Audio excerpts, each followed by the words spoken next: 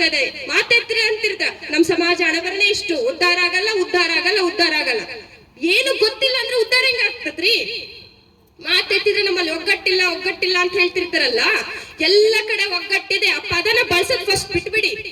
ಯಾಕ್ರಿ ಒಗ್ಗಟ್ಟಿಲ್ಲ? ನೋಡ್ರಿ ಇದು ಒಗ್ಗಟ್ಟಲ್ಲೇನ್ರಿ? ಇದೆಲ್ಲ ಒಗ್ಗಟ್ಟಲ್ವಾ? ಸರ್ ಹೇಳಿದ್ರಲ್ಲ, ಹಬ್ಬ ಹರಿದಿನಗಳು ಮಾಡ್ತೀವಿ, ಗಡತ್ತ ಹೋಳಿಗೆ ಊಟ ಮಾಡ್ತೀವಿ ಅಂದ್ರೆ ಅದು ಒಗ್ಗಟ್ಟಲ್ವಾ? ಹಾಗಾದ್ರೆ ದಯವಿಟ್ಟು ಪದನ ಬಳಸೋದು, ಪದದಲ್ಲಿ ಪದ ನಮ್ಮ ಬಾಯಿಂದ. ಯಾಕಂದ್ರೆ ನಾಲ್ಗೆಲ್ಲಿ ಸರಸ್ವತಿ ಇರ್ತಾಳೆ, ದೈವ ಇರುತ್ತಂತೆ. ನಾಲ್ಗೆಲ್ಲಿ ದಯವಿಟ್ಟು ಒಗ್ಗಟ್ಟಿಲ್ಲ ಇಲ್ಲ ಇಲ್ಲ ಇಲ್ಲ ಅಂತಂದು ಅಷ್ಟು ದೇವತೆಗಳಿಂದ ಇಲ್ಲಾನಾಗೆ ಮಾಡ್ಕೊಂಡ್ಬಿಟ್ಟಿದ್ವಿ. ಖಂಡಿತ ಇದೆ ರೀ, ದಯವಿಟ್ಟು ಯಾವತ್ತೂ ಆ ಪದ ಬಳಸಬೇಡಿ.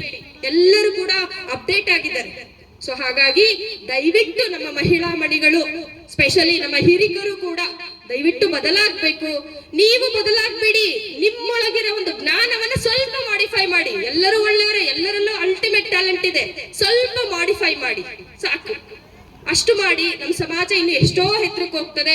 ಜೊತೆಗೆ ಇನ್ನೊಂದು ಹೇಳ್ಬೇಕಂದ್ರೆ, ಬೆಳಿಗ್ಗೆ ಯಾರೋ ಒಬ್ರ ಹತ್ರ ಮಾತಾಡ್ತಾ ಇದ್ದೆ, ಪಂಚ ಕಸುಬುಗಳನ್ನು ಇಲ್ಲಿ ಅವಲಂಬನೆ ಕಡಿಮೆ ಅಂತ ಕೇಳಿದೆ. ಸಂತೋಷ, ಎಲ್ಲರೂ ಕೂಡ ಸ್ಯಾಲ್ರಿ ತಗೊಂಡು ಒಳ್ಳೆ ಕೆಲಸ ಮಾಡ್ತಿದಾರಂತ, ಖಂಡಿತ ಸಂತೋಷ. ದಯವಿಟ್ಟು ಅದನ್ನ ಸ್ವಲ್ಪ ತಿದ್ದುಪಡಿ ಮಾಡಿ ಪಂಚ ಕಸುಬುಗಳೊಂದಿಗೆ ಕೆಲಸವನ್ನ ಮಾಡಿ. ಯಾಕಂದ್ರೆ ಇದು ನಮ್ಮ ಮೂಲ ವೃತ್ತಿಗಳು. ನಮ್ಮ ಮೂಲ ವೃತ್ತಿಗಳನ್ನ ಬಿಟ್ಬಿಟ್ರೆ ನಾವು ವಿಶ್ವಕರ್ಮರು ಅನ್ನೋ ಅರ್ಥ ಹೊರಟೋಗ್ಬಿಡುತ್ತಲ್ವಾ? ದಯವಿಟ್ಟು